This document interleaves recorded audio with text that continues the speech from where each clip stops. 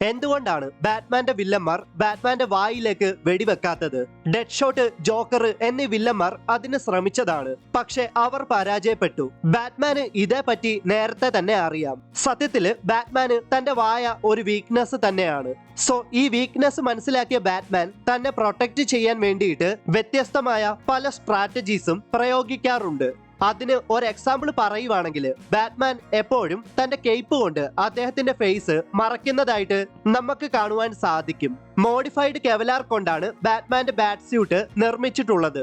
അതായത് ബാറ്റ്മാന്റെ bat suit bulletproof ആണ്. അപ്പോൾ ഒരു വില്ലൻ ഷൂട്ട് ചെയ്യുന്നത് ബാറ്റ്മാന്റെ ഫേസിന്റെ അടുത്ത് വെച്ചിട്ടാണെങ്കിലോ?